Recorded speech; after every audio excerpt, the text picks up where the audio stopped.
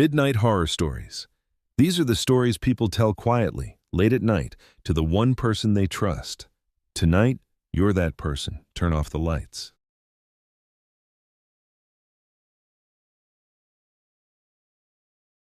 Harlan's Gap.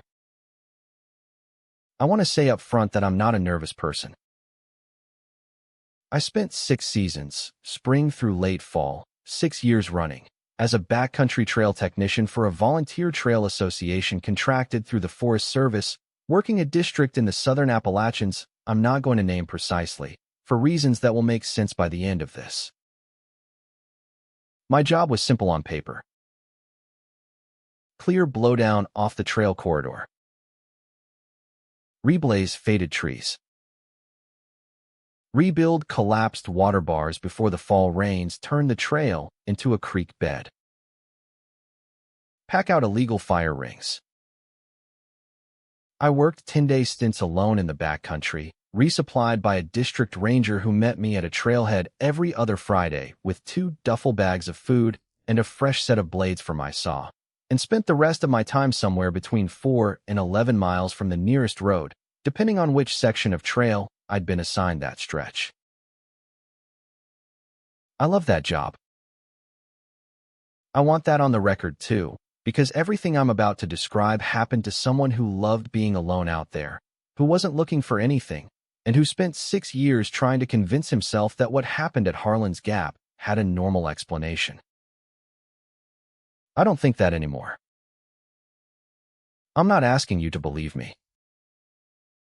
I'm asking you to hear it the way I lived it, which was slowly, one season at a time, until there wasn't room left for doubt. I've told pieces of this story before in fragments to a handful of people over the years. A partner who eventually stopped asking why I still check my boots every night. A friend from a later job who caught me once, mid-story, and never brought it up again after seeing my face. But I've never once told the whole thing straight through, start to finish, in order. I'm doing that now because enough time has passed that I think I can get through it without the same reaction I used to have, and because I think, after everything, it deserves to exist somewhere outside my own head. My first day, during orientation, the district ranger, a compact, weathered woman named Carol Voss who'd run that district for over 20 years and had the kind of quiet authority that came from having personally hiked every foot of trail on her map more times than she could count, walked me through the section on a laminated topo with a dry erase marker. She showed me water sources, showed me where the old growth started, showed me a rock outcrop with a view worth the detour on a slow day. She talked me through radio dead zones, told me which creek crossings got dangerous after heavy rain, and made me repeat back the location of the nearest ranger station twice before she was satisfied I'd actually retained it. About 6 miles in, at a fork where a narrow, unmaintained spur trail split off from the main corridor and dropped into a bowl of dense hemlock, she circled the hollow without labeling it and said, flatly, "Don't camp there." I asked why. She said the ground was bad, unstable, prone to flash flooding, the kind of low to rain that funnels a storm's worth of water off 3 ridges into one narrow drainage in under 10 minutes. That was a real, sensible answer. Trail crews avoid bad camping ground constantly. I'd worked sections in other states with the exact same kind of hazard, low bowls that turned into torrents with no warning if you camped in the wrong spot during the wrong week. I didn't think about it again for months. I noted it on my own map the way I noted every other hazard, deadfall zone, unstable footbridge, avoid camping, and moved on with the rest of the orientation. The hollow didn't have an official name on any Forest Service map I ever saw. The crew called it Harlan's Gap, after a homestead that used to be up in there. A collapsed stone chimney and a caved-in root cellar were about all that remained, half swallowed by rhododendron, so thick you could walk within 8 feet of the chimney and never know it was there unless you already knew to look. I found out much later, from a man who'd lived close to that land his whole life, that the Harlan family had worked that hollow for 3 generations before the land was bought up for the national forest in the 1930s, and that they'd been the last holdouts on the whole mountain to sell. The daily rhythm of that job is worth describing, because it matters later how ordinary and comfortable that rhythm had become to me by the time anything strange started. I'd wake before light, coffee boiled on a camp stove, tools sharpened the night before laid out ready. I'd work a section of trail methodically, cutting and clearing and reblazing as I went, breaking for lunch wherever the work put me, and I'd aim to have camp set up and a fire going a solid hour before dark, because backcountry dusk in that terrain comes on faster than people expect, the ridgeline swallowing the last light while the valley floor still looks bright. I ate the same rotation of dehydrated meals, read paperback westerns by headlamp, and fell asleep most nights within 20 minutes of lying down, worn out in the specific, satisfying way physical work produces. That was 6 seasons of my life, and for the first 3.5 of them, nothing about any of it felt like the beginning of a story worth telling. I should say something about why a person takes a job like that in the first place, because I think it matters for understanding how long I stayed, even after things turned strange. I'd grown up in flat country, suburban and unremarkable, and the first time I spent a full week alone in real wilderness, a training stint before my very first season, shadowing a retiring technician who showed me how to sharpen a crosscut saw and read a topo map properly. I felt something settle in me that I hadn't known was unsettled.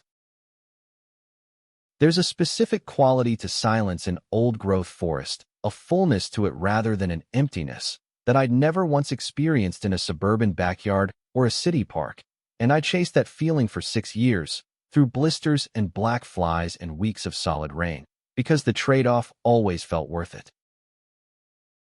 I mention this because I think it explains something about how slowly I let myself believe anything was wrong.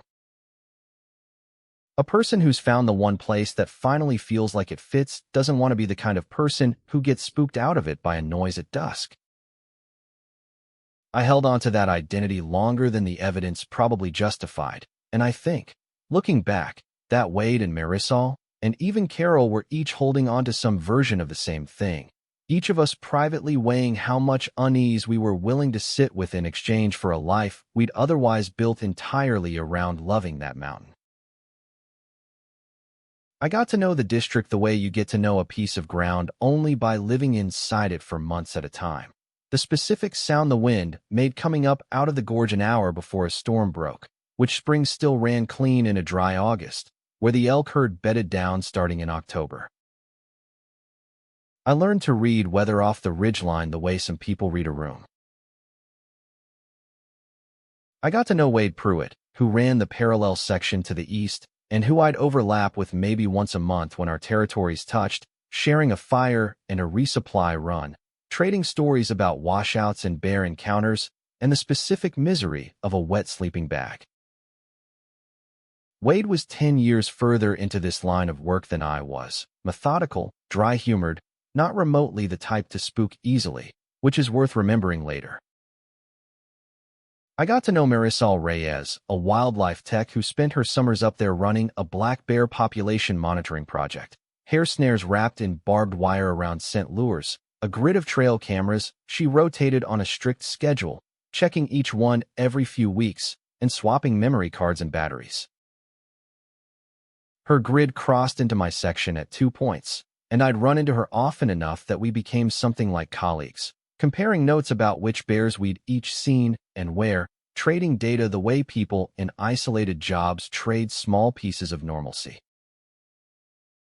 And I got to know Otis Kell, an old man who lived alone on the last private inholding before the national forest boundary began, a few miles below the trailhead, a man who'd hike up sometimes just for the company of another person who knew that mountain or land very much like it, better than anyone the Forest Service employed, and who talked slowly, the way people do when they've spent most of their life without anyone in earshot to interrupt them.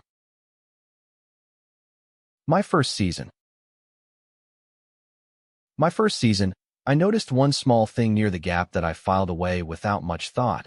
The way you file away most oddities in your first year at any new job, assuming they're simply part of learning a place you don't yet understand.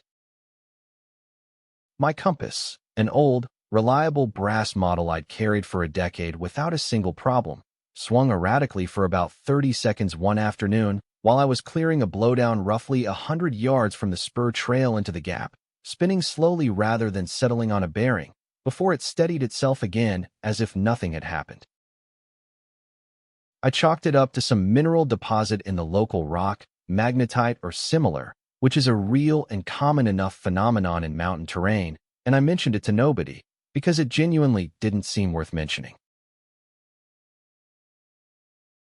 Season 2. My second season, in early June, I noticed my hatchet had gone missing from where I'd left it, driven into a stump beside my fire ring the night before at a campsite a half-mile from the fork, the closest legal site to the gap on that whole stretch of trail. I searched the immediate area for 20 minutes, assuming I'd simply misremembered where I'd left it before finding it eventually, driven into a completely different stump nearly 30 feet away, at the edge of my camp closest to the spur trail, in a spot I was entirely certain I had not put it. I remember standing there for a long moment, turning the hatchet over in my hands, running through every possible mundane explanation, sleepwalking, which I'd never once done in my life, an animal, which couldn't have moved a driven hatchet at all, let alone re-driven it cleanly into new wood, my own faulty memory, tired after a long day. I settled on the memory explanation because it was the only one that didn't require anything unusual to be true, and I moved my camp a little further from the fork that same evening without consciously deciding to. Season 3. My third season passed almost entirely without incident, save for one thing I only understood as significant much later. Part of my trail work that season involved a basic wildlife sign survey Carol had me run alongside my regular maintenance, noting tracks, scat, browse lines, anything that told her which parts of the district animals were actually using, data she fed into the district's broader habitat planning. Every single game trail I mapped that season, deer trails worn deep enough to have clearly been used for years, ran up to within roughly 30 yards of the Harlan's Gap Fork, and then, without exception, bent sharply away from it, curving around the hollow entirely rather than continuing straight through what should have been the easiest, most direct route across that section of ridge. I noted it in my survey data as a terrain avoidance, possible steep grade, a plausible enough explanation for anyone reading the report later, though I remember standing at one of those bent trails myself, looking at perfectly walkable ground the deer had chosen not to cross, and not quite believing my own written explanation even as I wrote it down. I finished that third season thinking I understood that stretch of trail completely. Season 4. It was in my fourth season that things started in earnest, and it started the way I think these things always start, which is with something too small to matter, immediately followed by something considerably harder to explain away. I was camped about a half-mile past the Harlan's Gap Fork, on the same wide, flat bench above the creek that had always made a good, entirely legal campsite, established fire ring, well clear of the flood-prone hollow itself, exactly the kind of spot Carol's orientation map would have approved of. I'd been working that stretch of trail for 4 days straight, clearing a bad blowdown that had taken out 6 trees in a line during a windstorm the week before, and every evening around dusk, right as the light went flat and gray and the birds went quiet the way they do right before full dark, I started hearing what I was sure was another trail worker's voice, calling out. Not words, just a long, rising call, 2 short notes, and 1 long. The exact signal trail crews use to announce position to each other in thick brush when a radio won't reach through the terrain. It's a real, standard signal. Wade and I used it constantly working adjacent sections, and I'd used it with half a dozen other crew members over the years before that job even started. The first evening I heard it, I called back automatically. 2 short, 1 long, right back. Assuming it was Wade, who I knew was working somewhere in the district that week, even though I hadn't expected him anywhere near my section, let alone this deep into it. Nobody answered. I called again, louder. Nothing came back. I told myself the wind had done something strange to a bird call. That sound carries oddly off a ridge like that one, bouncing and warping in ways that can turn an ordinary noise into almost anything if you're primed to hear a specific thing. I went back to setting up my tent and didn't think much more of it that night. The second evening, it came again, same time, same rising 2 short 1 long, and this time it was closer. Close enough that I was certain it was coming from up in the hollow itself, from the direction of Harlan's Gap, maybe a 1/4 mile off the main trail. I didn't call back that time. I don't fully know why. I just stood very still at my campsite, saw shifted red-orange in my hand, my movement stopped completely, and I listened until it stopped on its own, a long minute later, and then I built my fire a little higher than I strictly needed to that night, and didn't sleep especially well. The third evening, the call didn't repeat, but I woke at some point past midnight to find my boots, which I always, without exception, left standing upright just inside the vestibule of my tent, lying on their sides several feet away, near the tree lean at the edge of my campsite, laces still tied exactly as I'd left them, as if the entire boot had simply been picked up and set down elsewhere without ever being untied. I sat with my headlamp on for a long time that night, looking at those boots, before I finally convinced myself I must have kicked them there myself half asleep at some point, an explanation that required believing I'd gotten up, moved 2 tied boots 15 feet, and lain back down again without waking, which I did not actually believe, but which was the only explanation available that let me close my eyes again. By the 4th evening it hadn't repeated, and I told myself that settled it. Some animal for the boots, some acoustic trick of the terrain for the call, 2 unrelated one-off events that had simply happened to occur in the same few days. I finished the blowdown work and moved on to the next section of trail without camping that close to the fork again that season. When Wade and I crossed paths at the next resupply, sharing a tailgate lunch while Carol's truck idled at the trailhead, I asked if he'd been anywhere near my section earlier that week, half joking, expecting him to say no and for that to be the end of it. He said no. He'd been 6 miles east the whole time, working the far side of the ridge on a footbridge rebuild, and hadn't come anywhere close to Harlan's Gap. I described the call I'd heard, doing my best impression of it, half expecting him to laugh. I didn't mention the boots. Some part of me wasn't ready to say that one out loud yet. He didn't laugh at the call. He went quiet for a second, poking at the dirt with a stick, and then he told me that in his 2nd season on that district, years before I'd started, he'd heard something almost identical near that same fork, not the trail signal specifically, at least not at first, but a call that sounded exactly like someone trying to get his attention from a distance that never seemed to close no matter which direction he walked toward it. He said he'd tracked toward it for almost 20 minutes one evening before it finally occurred to him that the sound hadn't gotten one bit louder or closer the entire time, which shouldn't have been possible if it was coming from a fixed point and he was actually walking toward it. He said he'd turned around, walked straight back to his camp, and never told Carol why he'd started avoiding camping within a mile of that gap after that, because he didn't have anything to tell her that sounded like a real, reportable reason. "You can't radio in a feeling," is how he put it, and I remember that phrase sticking with me for years afterward. Season 5. I want to be honest that at the time, I filed this under spooky campfire story 2 trail workers half convinced each other of, and mostly let it go. I finished my 4th season without further incident that I noticed.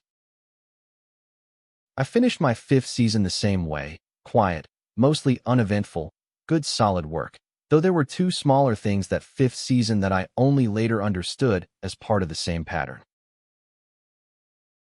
The first was that I started, somewhere in the back half of that fifth season, unconsciously doing what Wade did, making camp a little further from that fork than the terrain strictly required, angling my route to pass it in daylight rather than dusk when I had any choice in the matter, without ever quite admitting to myself why.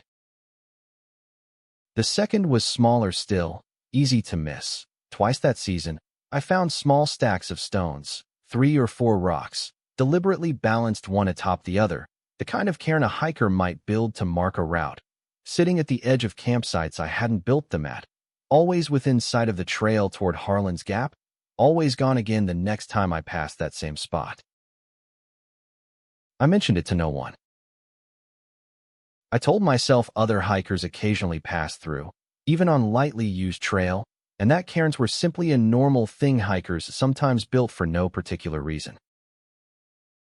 I believe that explanation less now than I did then. There was one more thing from that fifth season worth mentioning specifically, though at the time I didn't connect it to anything beyond idle curiosity. Marisol's monitoring grid had a trail camera mounted low on a hemlock trunk about 200 yards off the spur trail into Harlan's Gap, close enough to the old homestead site that she joked it was her haunted camera because it kept getting triggered at night with essentially nothing on the footage. Not nothing as in an animal that moved too fast to register clearly. Nothing as in the motion sensor fired. The camera recorded its standard 10 seconds, and the frame showed empty, still forest, no animal in frame, no branches moving in wind, nothing at all that should have tripped a passive infrared sensor calibrated for something roughly the size and heat signature of a deer or a bear. It happened 4 separate times that 1 month alone, more than any other camera on her entire grid combined, always sometime between 2 and 4 in the morning. I asked her what she thought was causing it. She said, most likely, a sensor fault from moisture. That particular camera sat low in a damp hollow with poor airflow, and condensation building up behind the lens housing could sometimes false trigger a motion sensor without producing anything visible on the actual footage.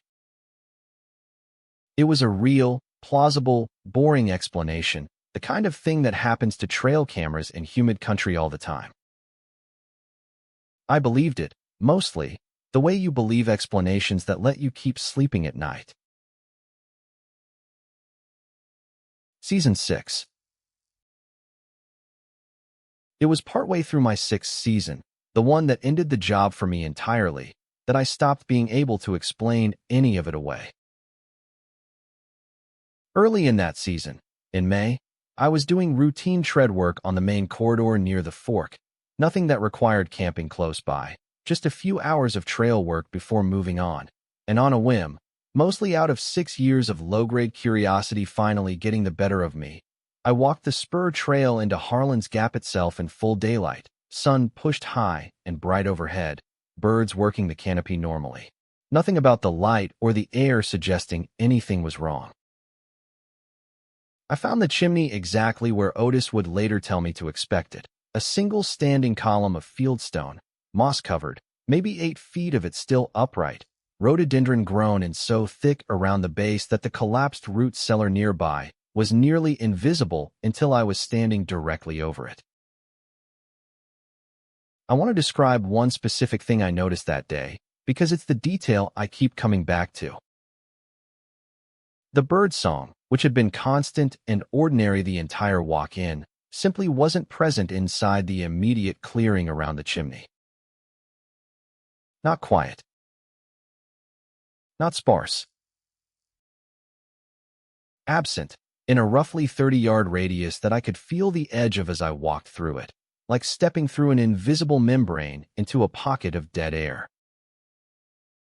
I stood in that silence for maybe 2 minutes, telling myself it was coincidence, that birds go quiet for all kinds of reasons, a hawk overhead, a predator moving through, pure chance, and then I walked back out, and the birdsong resumed almost exactly where I judged the clearing's edge to be, close enough that I actually turned around and walked the line again to check, twice, and got the same result both times. Before I left that day, I looked more closely at the chimney stone than I had on any of my rare previous visits, close enough now to see something I'd never noticed before. Faint marks cut into several of the lower stones, weathered by decades of rain and lichen, but still legible if you trace them with a finger. Not letters, or nothing I recognized as letters, but a repeated pattern of short parallel lines, grouped in clusters of 5, the way a person might mark the passing of days with no calendar. I counted 11 clusters before I stopped counting, and I didn't touch the stone again after that. I went back to that clearing one more time before the season was out, in early July, on a day off I hadn't planned to spend that way at all. I told myself, hiking in, that I simply wanted better photographs of the marked stone for my own curiosity, though looking back I think I already knew that wasn't the whole reason. The root cellar, the caved-in pit beside the chimney that I'd only ever glanced at in passing before, was more exposed that visit than I remembered it being in May, a section of the collapsed roof timbers having finally given way sometime in the intervening weeks, opening a gap maybe 3 feet across down into whatever remained below. I want to be honest that I had no good reason to climb down into that gap, and that I did it anyway, telling myself the entire time it was ordinary curiosity, the same impulse that makes anyone peer into an old building. The pit wasn't deep, maybe 7 feet down to a floor of packed earth and rotted floorboards, and it took my eyes a moment to adjust to the dimness after the bright July light above. When they did, I found the space smaller and more intact than I expected, walled in fieldstone on all 4 sides. A single narrow shelf still fixed to one wall holding the collapsed, rust-fused remains of what had once been glass canning jars, decades of dust and dirt fused over them into a solid gray crust. It was the far wall that made me leave faster than I'd climbed in. Someone, at some point I had no way of dating, had carved into the stone there the same clusters of 5 parallel lines I'd found on the chimney above, except here there were far more of them, dozens of clusters, running the full width of the wall at roughly eye height for someone standing on the cellar floor, the carving deep and deliberate in a way the weathered chimney marks hadn't been, protected as they were from decades of rain. And at the end of the last cluster, cut into the stone slightly larger and slightly different from everything around it, was a single word, the letters uneven but perfectly legible, still. I don't know what it meant. I don't know who carved it, or when, or whether it was meant to be read by anyone at all. I climbed out of that cellar faster than I've climbed anywhere in my life, and I did not go back down into it again, and I never told Marisol or Wade about that particular detail, though I told Otis much later, and he went very quiet and didn't offer any explanation for it at all, which somehow told me more than an explanation would have. I've turned that single word over in my mind more times than I could count in the years since, and I've never once landed on a reading of it that made me feel better than not knowing had. I mentioned the marked chimney stone, though not the cellar, to Marisol the next time I saw her, and she didn't dismiss it the way I half expected her to. She told me, in fact, that her bear monitoring data showed something similar, something she'd noticed but never quite had a reason to flag until I brought it up. In 5 years of running that grid, not one single bear, not one deer, not one confirmed animal of any kind had ever triggered a legitimate detection on that specific camera near the homestead site. Every other camera on her grid, including ones in far more remote, harder-to-reach terrain, had regular wildlife activity. That one camera, sitting in what should have been prime habitat, good cover, a water source close by, mass-producing oak nearby, had recorded exactly 0 confirmed animals in 5 full seasons of continuous operation. Only the false triggers, clustered overwhelmingly between 2 and 4 in the morning. She showed me the footage from one of those false triggers on her laptop at her camp that evening, more as a curiosity than anything else. 10 seconds of still, grainy night vision forest. Timestamp 2:51 a.m. Nothing moving. And then, in the final second and a half of the clip, so brief I made her replay it 4 times before I was sure I hadn't imagined it. Something in the lower right of the frame. Not an animal shape, nothing with legs or fur that either of us could identify. Just a section of the image that seemed subtly, wrongly darker than the rest of the already dark frame. A patch of black slightly too solid and too geometrically edged to be shadow. Gone again by the next frame. Marisol said she'd never noticed it before, watching it that fast, that many times in a row. She said, quietly, that she thought it might just be a compression artifact from the camera's video encoder. I agreed with her, out loud. I didn't believe it, and I don't think she fully did either. A little over a week after that, Marisol told me something else, unprompted, sitting at her own camp with a level of seriousness I hadn't seen from her before. She wasn't someone who spooked easily either, 5 field seasons alone in bear country, having worn most of the easy startlement out of her long before I met her. She said that on her most recent check of the hollow camera, done in broad daylight like always, she'd had the distinct, physical sensation of being watched from the direction of the chimney the entire time she was swapping the memory card, strong enough that she'd found herself talking out loud to whatever it was, apologizing, she said, for disturbing it, before she'd even consciously registered what she was doing or why. She said she'd finished the swap as fast as her hands would move and left without looking back toward the ruin. Something she said she'd never once done at any other camera site on her entire grid in 5 years of work.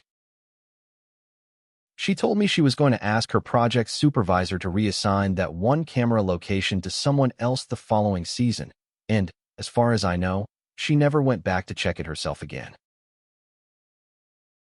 About 3 weeks after that, I was camped on the bench again, closer to the gap than I usually let myself get because a fresh-downed hemlock had blocked the better sight further down the trail, and around 1 in the morning I woke up to the sound of my own name. Not the trail signal. My actual first name, spoken clearly, from somewhere out in the dark past the tree-line, in a voice pitched low and completely flat, without any of the natural rise and fall a real human voice carries when someone is genuinely trying to get another person's attention across a distance. It said my name once. I lay completely still in my sleeping bag, heart going, telling myself it was hypnagogic, the kind of auditory hallucination that happens right at the edge of sleep, a well-documented phenomenon, nothing supernatural about it at all. Then it said my name again, from a different direction than the first time. Not closer, just relocated. The way a sound moves if you imagine someone walking a slow, silent circle around the outside of your tent, each footstep somehow producing no sound at all. I didn't sleep again that night. I lay there with my knife in my hand, which is not a thing I'd ever done in 6 years of solo backcountry work before that point, and listened to nothing else happen until first light. In the morning, I searched the ground around my campsite carefully. No tracks in the soft dirt along the creek, no disturbed leaf litter, no broken branches, nothing at all that a real person or animal moving through that terrain in the dark should have left behind.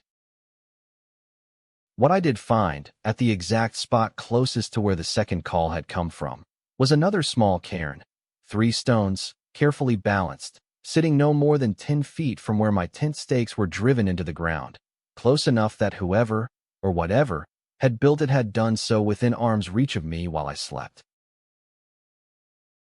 I finished my scheduled work for the day on autopilot and moved my camp 4 miles east that evening, further from the gap than I had ever camped in 6 seasons, and told myself, one more time, that it had been a dream after all, even though I have never, in my entire life, before or since, mistaken a dream for something experienced while lying fully, physically awake with my eyes open. 2 nights later, at my new camp 4 miles away, I woke to find every one of my tools, hatchet, folding saw, trowel, laid out in a neat row beside my tent, each one aligned perfectly parallel to the next, in an arrangement I had absolutely not left them in. I remember standing over that row of tools for a long time in the gray, pre-dawn light, and I remember thinking, very clearly, that whatever had done this had wanted me to know it could still find me, for miles from the gap, and that the distance I'd put between us hadn't mattered at all. I told Wade about the name calling at the next resupply, sitting on Carol's tailgate while she ran through the next 10 days' work list with the two of us. He didn't look surprised, which somehow bothered me more than if he had laughed it off. He told me that was the third account like that he'd personally heard connected to that hollow over his years on the district, his own, from years before, and one more specific one. A day hiker who'd filed an odd, half-embarrassed complaint at Carol's ranger station years back, describing somebody calling my name from off-trail near the old homestead ruins, refusing to give any more detail when Carol's office followed up by phone, and never hiking that trail system again as far as anyone on the crew ever heard. I told him about the tools that time and about the boots from 2 seasons before. He was quiet for a long moment before he said, simply, "I never had anything move on me." That's new. I didn't find that reassuring at all. I decided, finally, after 6 seasons of avoiding the question, to ask Otis Kell about it directly. He was the person on that mountain who'd lived closest to that land the longest, and if anyone had an actual explanation, historical, geological, anything at all grounded in something other than trail crew folklore, it would be him.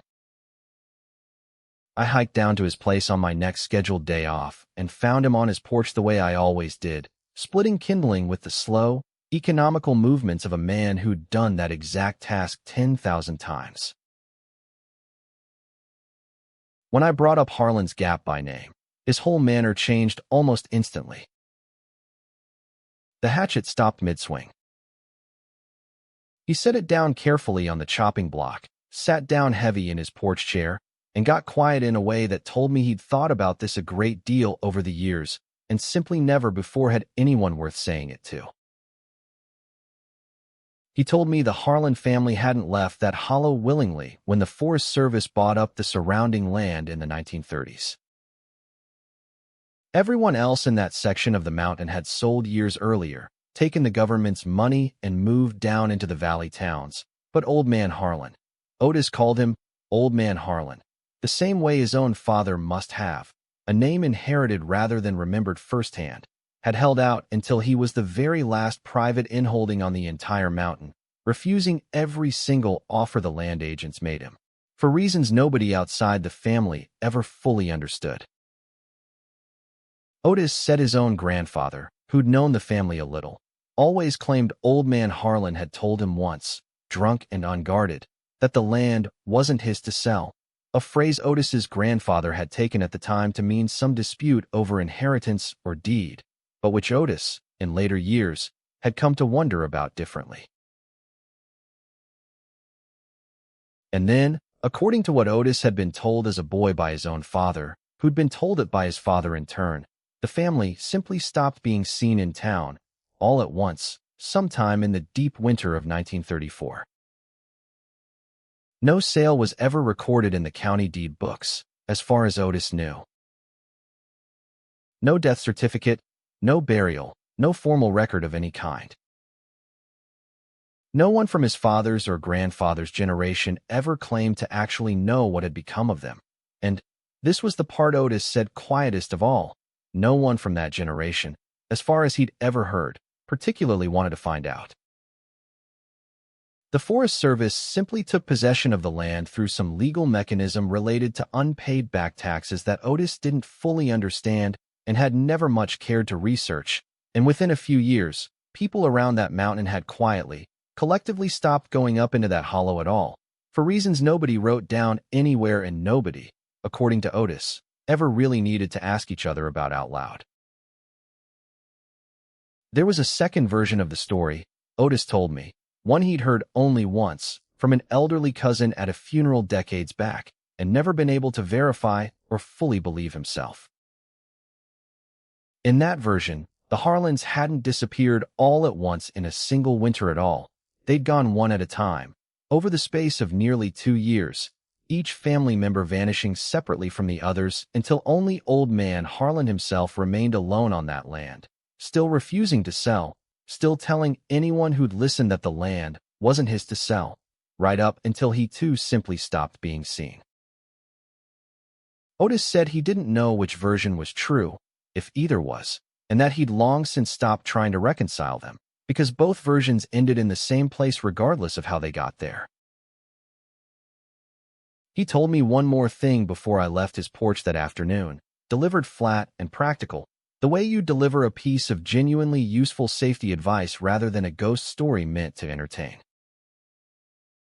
If I ever heard my name called from in that hollow, I should not answer it, under any circumstance, and I should not go looking for whoever or whatever was doing the calling, because in his understanding, second-hand and generations old and utterly impossible to verify by any means either of us had access to, the Harlans hadn't so much left that hollow as stopped being separate from it.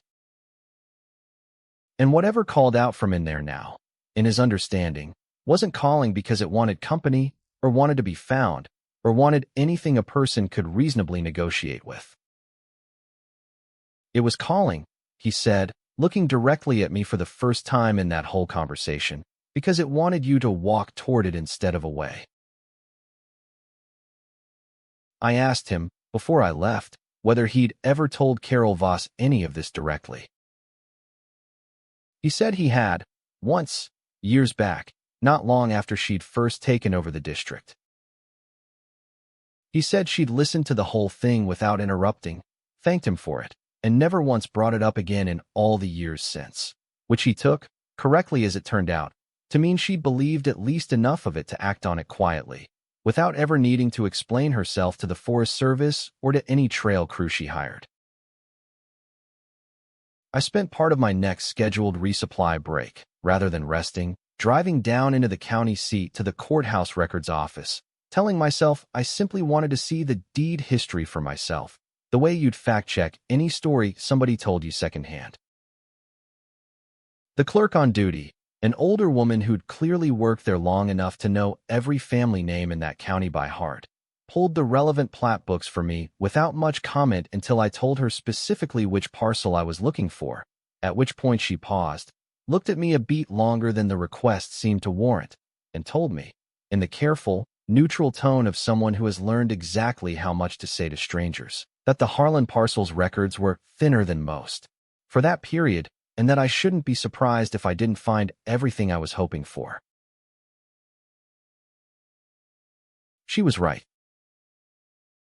The deed books showed the original 19th century land grant clearly enough, and showed, just as clearly, the eventual 1937 transfer of the surrounding parcels to the federal government as part of the National Forest acquisition, but the Harlan parcel itself, the 120 acres including the hollow and the homestead site, simply wasn't recorded as ever transferring at all.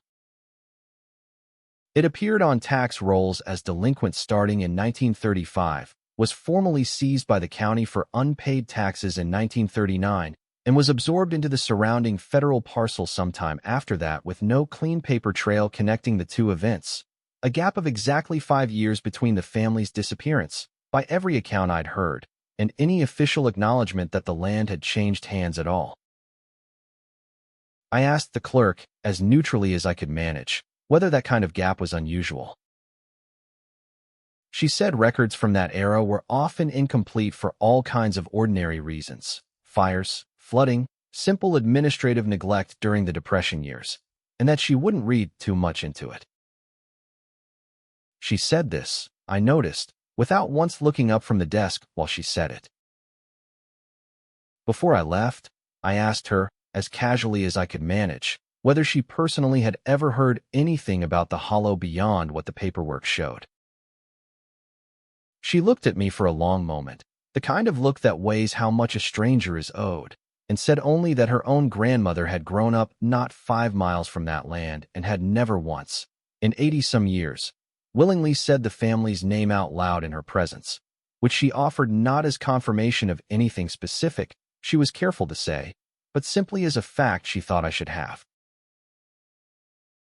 I also found, in the microfilm archive of the county's weekly paper, a single brief item from March of 1934, 3 sentences long, reporting that the Harlan family of the Hollow has not been seen in town for several weeks, and neighbors report the homestead appears vacant, with no follow-up article in any subsequent issue I could find, then or in the following year. No obituary. No notice of sale. No further mention of the family at all, in a small-town paper that otherwise reported, in exhaustive detail, on things as minor as church picnics and livestock auctions. Whatever had happened up in that hollow, it seemed the town had noticed just enough to print 3 sentences about it, and had then, collectively and permanently, stopped talking about it in any way that made it onto paper. I told Wade about the courthouse trip at the next resupply, laying it out for him the way I'd have laid out any other piece of research, half hoping he'd offer some mundane bureaucratic explanation that would let the whole thing deflate. He didn't. He sat with it for a while, turning a stick over in his hands the way he did when he was thinking something through carefully, and then he told me that in all his years on that district, he'd never once heard anyone put an actual date range on it before. Most of what got passed around the crew was vague, secondhand, safely unspecific. Something happened up there a long time ago, and nothing more precise than that. Having an actual year, a 5-year gap in the paperwork, 3 sentences in an actual newspaper, made it harder for him to keep treating the whole thing as campfire folklore, and he said so plainly. It's easier to not believe a story, he told me, than it is to not believe a date. I didn't have a response to that, and I don't think he expected one. That last piece stayed with me the rest of that season, and it was what finally made me ask Carol directly, at the very last resupply of my 6th year, whether she had her own reason for that warning beyond the flash flood explanation she'd given me on my first day. She was quiet for a long moment, longer than I'd ever known her to go quiet, before she told me that in her 3rd year running that district, decades before I'd started, she'd spent one single night camped closer to the gap than she ever had again, back when she still thought the flash flood warning was reason enough for anyone and hadn't yet had cause to believe otherwise. She said she'd woken that night to the absolute certainty, not a sound, not a sighting, just an overwhelming, physical certainty, that if she opened her eyes and looked toward the tree line, something would be standing there waiting for her to do exactly that. She said she'd kept her eyes shut until dawn, out of nothing more sophisticated than pure animal instinct, and that she had never, in over 20 years since, camped within a mile of that fork again, or asked any of her crew to either, without ever once writing down or fully articulating why. I told you it was the ground, she said to me, not quite meeting my eyes. The ground's real too. I never said it was the only reason. I finished that 6th season mostly by avoiding Harlan's Gap altogether wherever the work allowed it, routing my trail maintenance around it when I had any discretion over the schedule, camping as far from the fork as the terrain reasonably permitted every single night. Nothing else happened that season that I could point to directly and say, without doubt, that it was connected. No more voices calling my name, no more tools rearranged, right up until the very last week of my contract, in early October, when a day hiker went missing on a loop trail that crossed within a quarter mile of the Harlan's Gap Fork, and I found myself part of the search team that spent 2 full days combing that hollow and the ridges surrounding it. The search itself is a blur of specific, exhausting detail. We assembled at the trailhead before first light on the first morning, Carol running incident command, Wade and myself and 4 other trail and forest service personnel, plus a search dog handler working a border collie named Scout, and by midday, 2 sheriff's deputies from the county down below. We worked grid lines at careful 10-foot intervals through rhododendron thickets that tore at exposed skin, calling the hiker's name in long, coordinated sweeps, radios crackling with negative reports from every quadrant as the morning wore into afternoon with nothing to show for it. Scout, the search dog, worked the grid without hesitation for the first several hours, covering ground efficiently the way a well-trained dog does, right up until her handler brought her within about 50 yards of the old chimney site, at which point the dog simply stopped, sat down hard at the exact edge of that 30-yard silent clearing I'd first noticed back in May, ears flattened against her skull, and would not take another step forward no matter how her handler encouraged, coaxed, or eventually commanded her. The handler, a woman who'd worked search and rescue for over a decade and had seen that dog work confidently through far worse terrain, told Carol flatly that she'd never once seen Scout refuse a direct command like that in her entire career, and that she wasn't going to force the issue.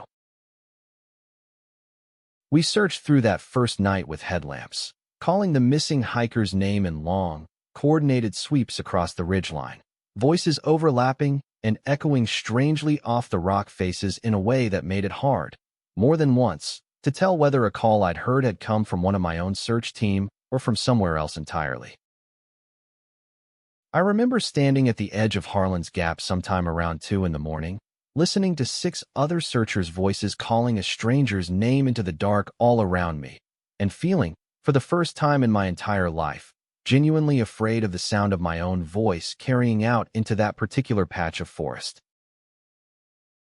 At one point, working a line alongside Wade about 70 yards outside the gap itself, I heard, distinctly, underneath the searchers' calls, a single low voice repeat the missing hiker's name back, not shouted, the way every one of us was shouting it, but spoken almost conversationally, close by, in a register that didn't match anyone on our team. I asked Wade if he'd heard it. He had. Neither of us said anything else about it to the rest of the team that night. One of the 2 sheriff's deputies who joined the search on that second morning, a heavy-set, no-nonsense man named Deputy Harlan, who I later learned had worked search and rescue in that county for close to 15 years, pulled me aside during a break near midday, not long after Scout had refused to approach the chimney, and asked me, quietly, clearly not for the official record, whether I'd worked that section of trail long enough to have noticed anything off about that particular hollow. I asked him what he meant. He said, in his 15 years, this was the 4th search operation he'd personally worked that had originated within a half-mile of that exact fork, going back over a decade, a statistic he said had never once appeared in any official report because there was no clean way to write, "This keeps happening near the same 100 yards of forest and none of us know why," into a county incident log. He didn't offer any theory of his own. He just wanted to know if I had one, and when I told him, honestly, that I didn't have anything I could prove, he nodded like that was the answer he'd expected and went back to work. We found the hiker on the second afternoon, about 300 yards inside the tree line from the main trail, well past the chimney, sitting upright against a boulder with his back to the old homestead site, physically unharmed but severely disoriented, dehydrated, and unable to account for roughly 18 hours of missing time.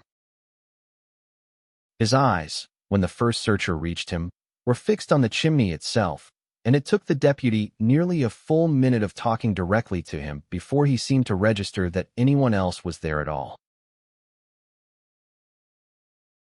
He kept saying, over and over, to anyone on the search team who'd listen, that he'd left the marked trail because he'd heard his brother's voice calling him off into the woods, saying he needed help, saying it urgently enough that the hiker hadn't hesitated to follow it in. His brother, it turned out, when the search team finally reached him by phone from the trailhead, had never been anywhere near that mountain at all. He was 600 miles away, at work, and had been all day. The hiker also described, once he'd calmed enough to speak more clearly at the trailhead that evening, a memory of building something with his hands sometime during those missing hours, though he couldn't say what or why, A memory he described, unprompted, as stacking rocks, I think, over and over, like I was supposed to. Nobody on the search team who heard him say that mentioned the cairns I'd found near my own camp that season. I never brought it up either. The hiker was checked out at a hospital that same evening and released the next morning with nothing physically wrong with him beyond exhaustion and mild dehydration. As far as I know, he never hiked that trail system again, and as far as I know, he never gave a fuller account of those 18 missing hours to anyone, including, eventually, Carol's own incident report, which listed the cause as hiker became disoriented off-trail, likely due to auditory hallucination from dehydration and heat exposure. A real, official, defensible explanation, and one I have never once fully believed, standing as I was less than 50 yards away when he was first found. Close enough to hear exactly how flat and certain his voice sounded when he described hearing his brother call his name, and close enough to see, in the last hour of that second day's search, that someone had built a fresh cairn of 11 stones directly against the base of the chimney, in a spot Carol's incident photos later showed had been undisturbed the previous morning. Deputy Harlan was standing beside me when I noticed it. He looked at it for a long moment, said nothing, and made a note in a small pad he carried, and I never found out what he wrote. That was the last week of my 6th season. I didn't sign the contract for a 7th.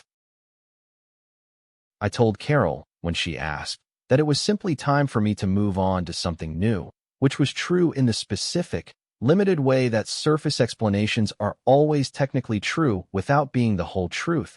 And the following spring I took a trail maintenance contract in a different state entirely, somewhere with flat, dry ground, wide open sight lines, and not one single hollow that anybody local bothered giving a separate name to. I stayed in touch with Wade for a couple of years after I left, the way you do with people you shared something with, even when neither of you fully says what that something was. About 3 years after I'd moved on, he called me out of nowhere on a Sunday evening, and I could tell from his voice before he said anything that it wasn't a social call. He told me the district had finally, quietly closed the spur trail into Harlan's Gap entirely, not just discouraged camping near it the way Carol always had, but physically removed the trail signage and let the tread grow back over, following an incident he only described in careful, deliberately vague terms. A second hiker, a young man this time, who'd gone off-trail near the same fork the following autumn and hadn't been found at all. Not injured. Not disoriented and eventually located, the way the man in my 6th season had been. Simply never found, despite a search that ran, according to Wade, for the better part of 2 weeks before it was formally suspended. Wade told me Carol had pushed hard and quietly for the closure after that, using the flash flood justification publicly, the same one she'd always used, and that nobody on the crew who knew better had argued with her about it. I asked him, on that same call, whether anyone had ever gone back down into the root cellar since. He said not that he knew of, and that he, personally, had never known there was anything to go down into until I told him just then, which surprised me, because I'd assumed in all those years he must have seen it too. I told him about the carved word on the far wall. He was quiet for a long moment on the line, and then he said, quietly, that he thought it was better if that stayed between the two of us, and I've kept it that way until now, telling this the same way I've told almost nothing else about those 6 years. I still think about that mountain more often than I'd like to admit, even now, years removed from it. I still know, precisely and immediately, what 2 short notes and 1 long sound like echoing off a ridgeline at dusk, and I have never once, in all the years since, called it back. I still, on the rare occasions I camp anywhere near true wilderness, find myself checking exactly where I've left my boots each night before I sleep, and exactly where they still are each time I wake. A habit I picked up somewhere in that 6th season and have never once been able to let go of since, Even camping in places I know, rationally, have never given anyone a single reason to feel uneasy. I count my tools before I sleep and count them again the moment I open my eyes. I've never told anyone why, until now, and I've watched more than one camping partner over the years quietly decide I was simply a careful, methodical person, which is a kinder explanation than the true one, and which I've never once corrected. There's a particular kind of quiet that settles into a person who's carried something like this for years without saying it out loud. It isn't fear, exactly, not most days. It's closer to a permanent, low-grade attentiveness, the sense that the ordinary world has one fewer clean edge in it than you used to believe it had, and that you've simply learned to live alongside that missing edge the way you'd live alongside a scar. I don't wake up thinking about Harlan's Gap most mornings. But I have never once, since leaving that job, fallen fully and easily back into the version of myself who assumed every sound in the dark had an explanation waiting to be found, if you just thought about it clearly enough. Every so often, usually late at night, usually when I can't sleep for some unrelated reason, I find myself running the whole thing back in order. The compass, the hatchet, the boots, the tools laid out in a row, the cairns, the marks on the chimney stone, the word carved into the cellar wall, the courthouse gap, Carol's closed eyes waiting for dawn, the dog that wouldn't walk another step, the cairn built against the chimney while a stranger sat 18 hours missing less than a mile away. And I try, every time, to find the one piece that breaks the pattern, the one detail that would let all of it collapse back into coincidence and bad luck and overactive imagination. I have never once found it. 6 years of my life, 6 seasons of ordinary, physical, satisfying work, and one hollow of forest that I still, to this day, cannot walk past in my mind without slowing down. If you spend enough time in genuinely wild country, you learn there are places that simply feel wrong before you have any conscious reason to say why. A stillness that isn't peaceful, a quiet that isn't empty, a silence with an edge you can feel yourself cross. Most of the time, that feeling is exactly what it seems like, your own nervous system doing precisely what it evolved over a very long time to do, reading terrain and shadow and the absence of ordinary sound for threats that usually aren't there. I used to believe that completely, without any real exception.